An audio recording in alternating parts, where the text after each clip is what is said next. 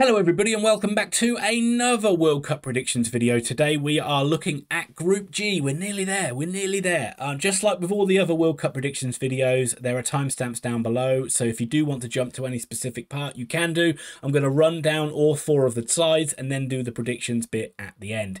If you can hit like on this video, that helps me out a lot. And if you like the content, think about subscribing as well. But let's not waste any more time. Let's jump into this and start talking about the five-time champs, the great and almighty powerful Brazil. And what a Brazil squad it is. Right the way through, they just look formidable in all areas. An incredible spine through the side, starting with one of the best goalies in the world in Alisson Becker.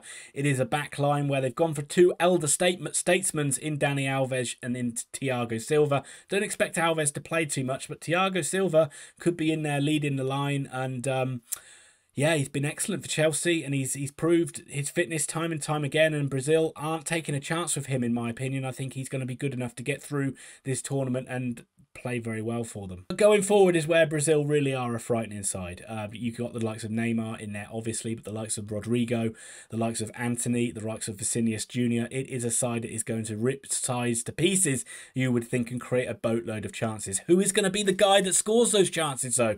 The number 9. Well, that is why they picked Richarlison in this side. He has been the main goal scorer for Brazil in terms of the number 9, get in the box, create stuff for you, and stick the chances away. He may not be a bad shout for Golden Boot in this tournament. The only question mark about Brazil is the fact they haven't played the big European sides in a while because of COVID, really. So that may be the only thing. They rarely have been tested in a lot of games. So if they do find themselves a goal down or 2 goals down, how is this side going to react? I have a feeling they're going to react well, but that is still a question mark. A lot of people's second favourites to come out of this group are Switzerland. Not saying they're mine, but they are normally a side that is not full of stars, but performs better than the sum of their parts. They have a strong defence and a strong spine, solid backline. They don't really concede many goals, and they rely on the likes of Xhaka and Shaqiri to kind of drag the rest of them up.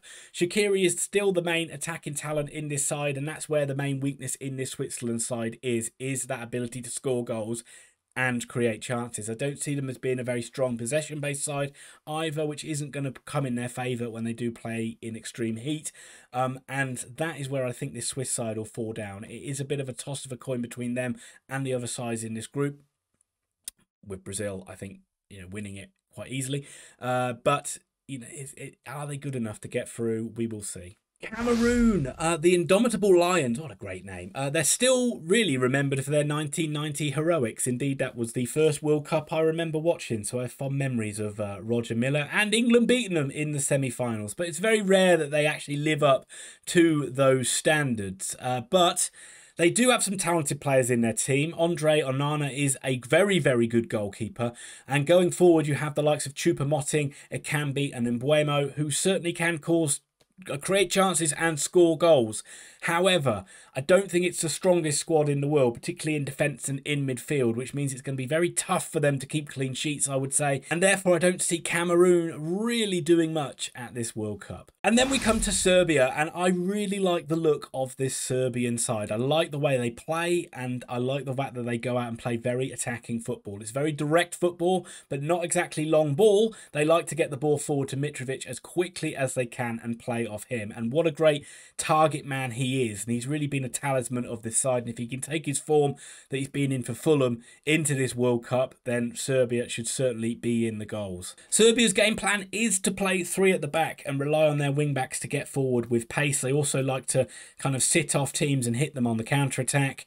It is that defence that is a bit of a worry, though, and I don't think they've got a great goalkeeper in there as well, which I think that you will see Serbia play a very exciting game, a bit gung-ho, a little bit Kevin Keegan-like, you have a go, we have a go. So expect it to be exciting, and we will see whether that's good enough to get them out of the groups. And here are those predictions. It starts with a 1-1 draw with Switzerland versus Cameroon, and then Brazil go on and have a comfortable win over Serbia. Expect to hear that quite a lot.